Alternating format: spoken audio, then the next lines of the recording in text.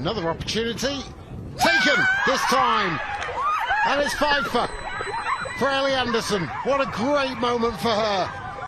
Well, welcome along to the JB Marks Oval in Potchefstroom. Daggers and Lydia with you. And Lids, it's been eye-opening for a number of reasons, but the one thing that really stands out is the talent levels. I think has even surprised us, hasn't it? Yeah, it has. And I think if you look at the start of the tournament, it was very much an unknown. How good are these youngsters going to be?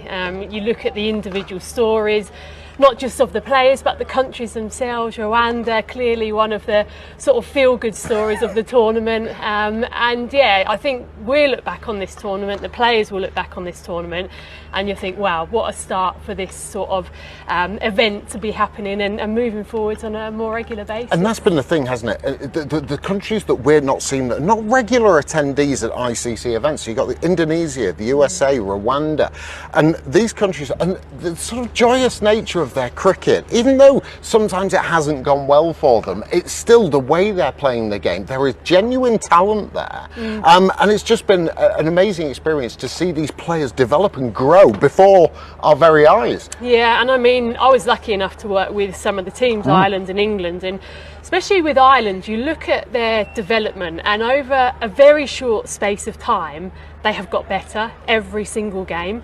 And so you just hope that the boards and, you know, the key people who make decisions will actually think, look at these girls, they are talented girls. How can we support them? It doesn't have to be a huge amount of investment, but what is manageable in terms of how we can make them better? And yeah, I mean, it's great. I know you've loved watching some of the players on the show. I tell you what, some of these players that we've seen today, I think we're both in agreement that a lot of them should be in their senior sides. They are some seriously good players. Now, you're not supposed to have favourites, like your children. You're not supposed to have favourites, but you do. Who's been your favourite? I mean, Rwanda for me, Henriette Ishimwe, who I've worked with before, and I knew for her this would be a great occasion to just show even more people how good she is. You think of the facilities they've got back home in Rwanda, it's minimal, and for them to have put in some of the performances we've seen, phenomenal. Yeah. I know who some of your favourites are. Well, do you know what? I think it's the characters that start to emerge even from a very young age. Karabo Mesu, the wicketkeeper, 15 years old from South Africa, and she's my kind of keeper.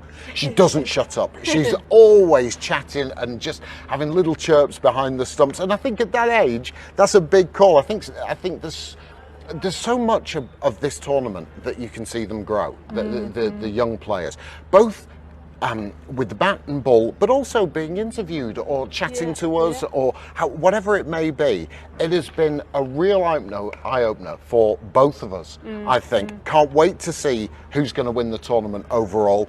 But as an inaugural event, I think we're both in agreement, aren't we? This has been an absolutely brilliant experience. Yeah.